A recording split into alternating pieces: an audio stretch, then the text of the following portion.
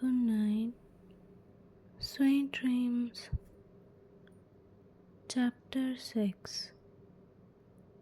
The Little House.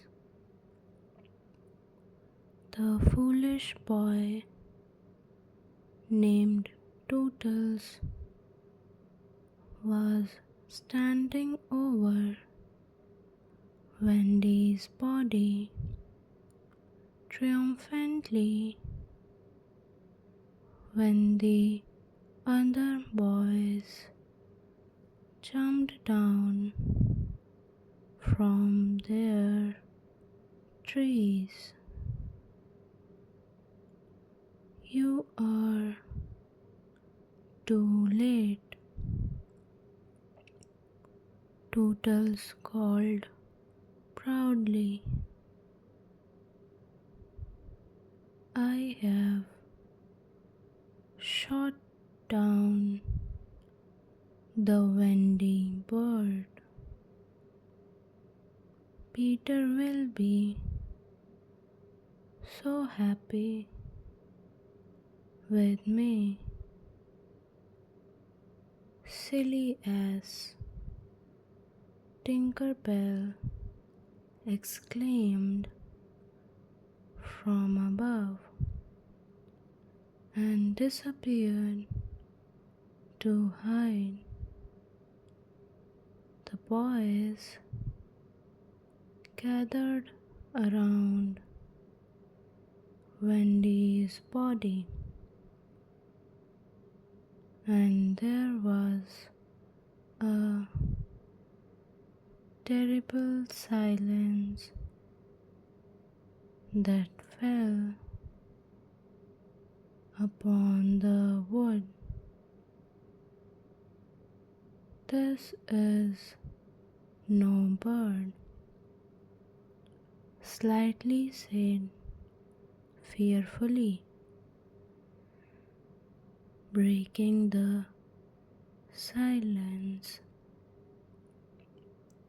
Why, this must be a lady, I think. What? A lady? Tootles exclaimed and shook in fear. We have killed a lady, Nibs said sadly. The boys took off their caps immediately. Oh, I see now, Curly declared. Peter was bringing this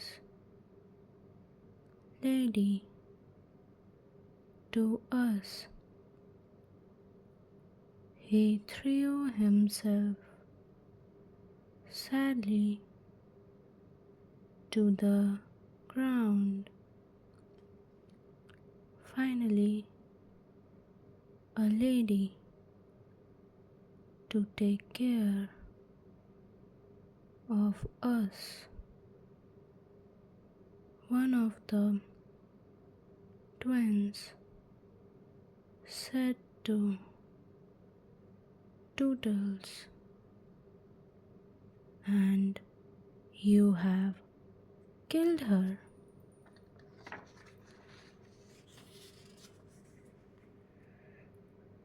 The boys were all sorry for Tootles,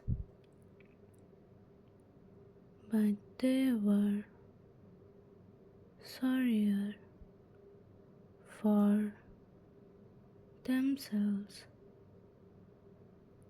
at this tragedy. They turned away from Tootles, whose face turned rather pale and white. However, there was a certain dignity about Tootles now that hadn't been present before. Yes, I did it, he declared as he realized the magnitude of the act. When ladies used to appear in my dreams, I used to address them as pretty mother. But when she really chose to come, I have shot her hanging his head. Tootles moved away slowly. Don't go, the boys called out to him in pity. Oh, I must, Tootles said. I am so afraid of Peter. Peter arrived then, and the boys quickly gathered around Wendy, with the exception of Tootles, who stood aloof from them. Hide her quickly, the boys whispered to each other.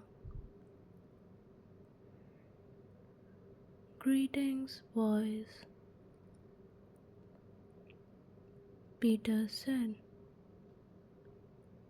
and all of them saluted mechanically. But there was complete silence. Aren't you happy I am back?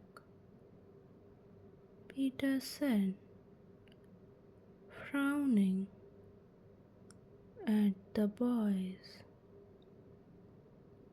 I have brought back a mother for you. Still, there was no sound from the boys except a small thud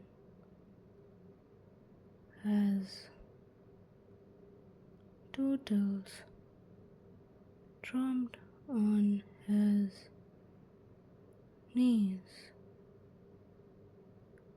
Haven't you seen her?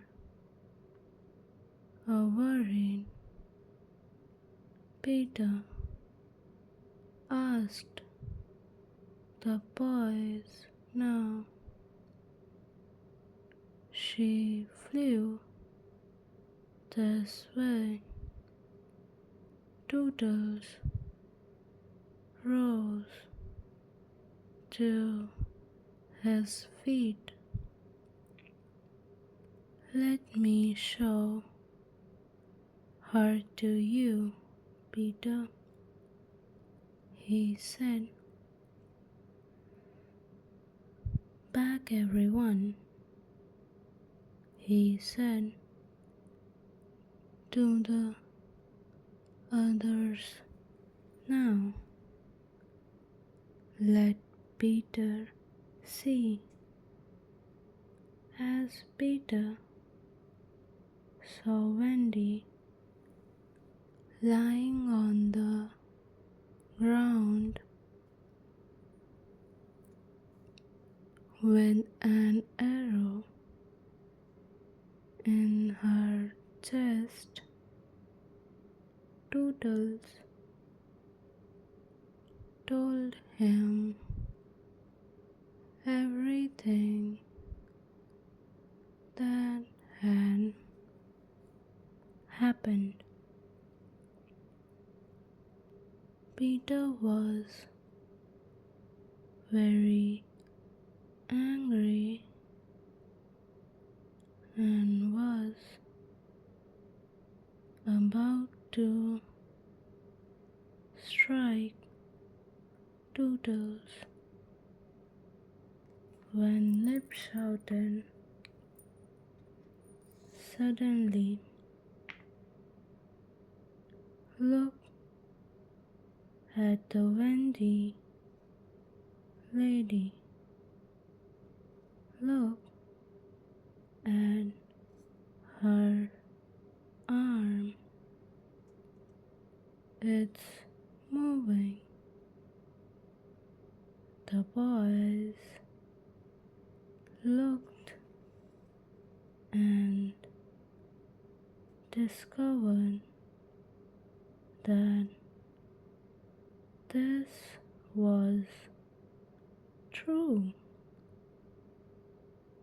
Nips bent over Wendy and listened to her heartbeat. "She's alive," he declared. "The Wendy lady lives." Slightly shouted. Peter knelt beside Wendy and discovered the button that he had given to her. "See," Peter said to the boys, displaying the button. The arrow struck this kiss that I gave her. It's the kiss that has saved her life. I remember a kiss," slightly added. "Let me see it, Peter." "Yes, that's a kiss." All the boys were relieved and happy that Wendy was alive. Suddenly, they heard a wail that stunk. Curly said, "Just listen to her. She is crying because Wendy is still alive." Peter was furious when the boys told him what thing had told them.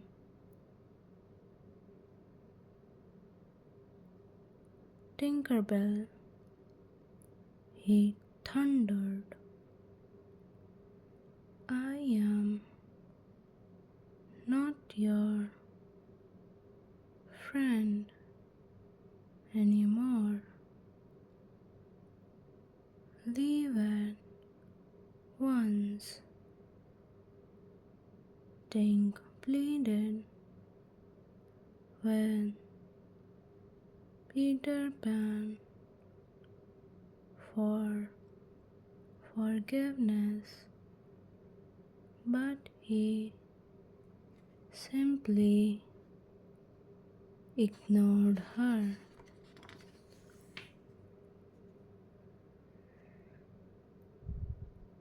"I shall not talk to you forever," he declared. But after a while, he said, "Well, maybe not forever, but for an entire week." Tinkerbell was happy now,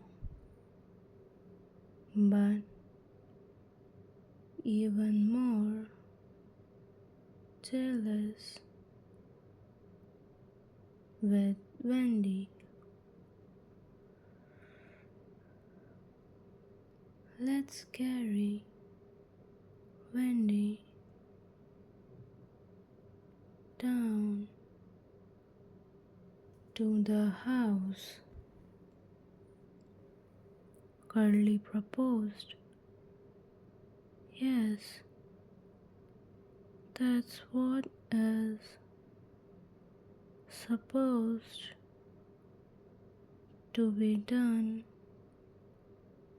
with ladies," slightly replied. The boys took Wendy to their underground home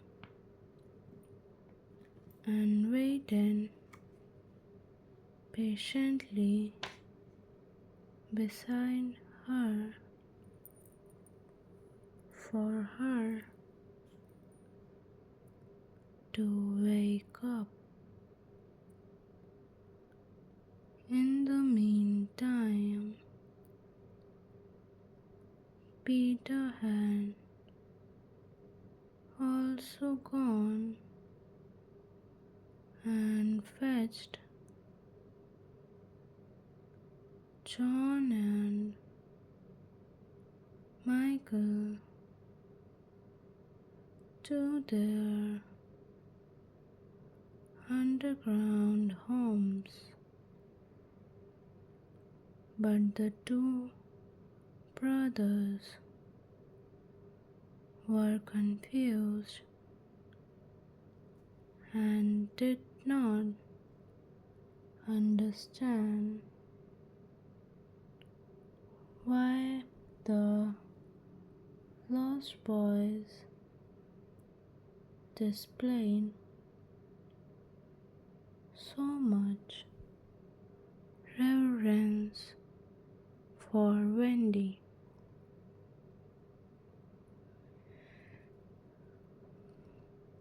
Wendy woke up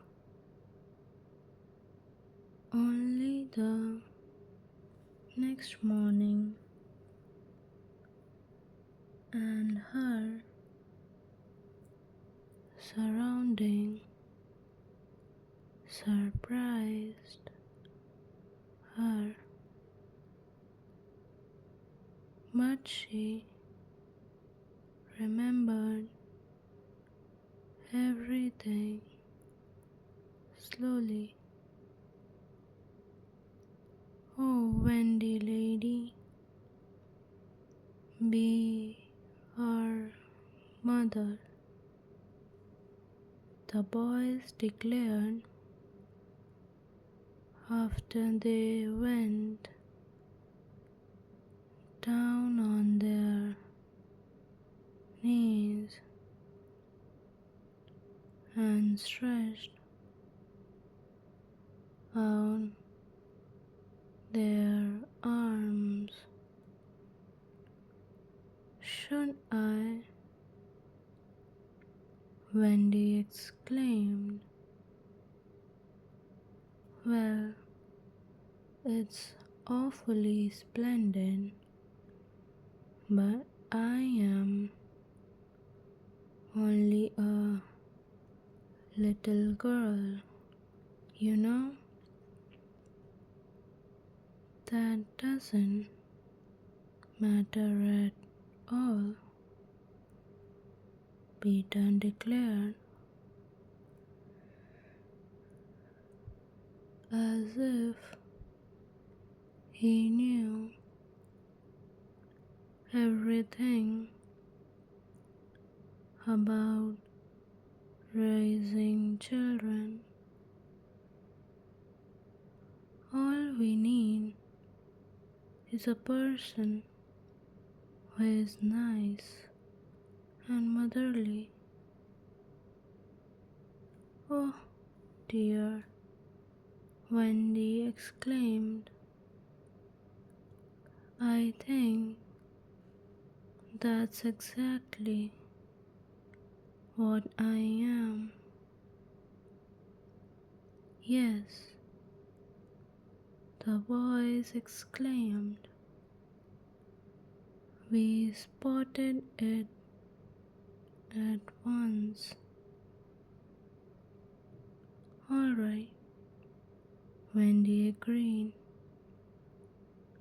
I shall try my best. Come inside right now, you naughty children, before I put you to bed. There's just enough time to tell you Cinderella's story. Instantly, all the boys, including John and Michael, lay on the large bed in the room to listen to the story of Cinderella.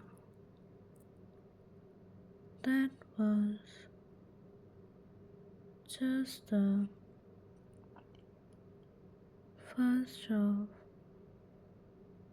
many happy evenings the Lost Boys had with Wendy.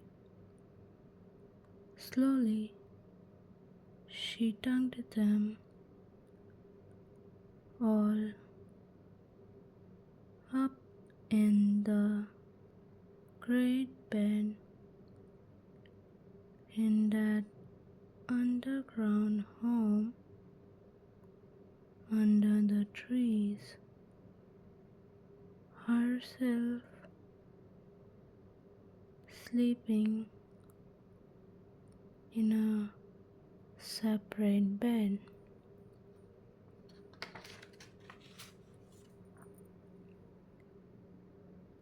Good night.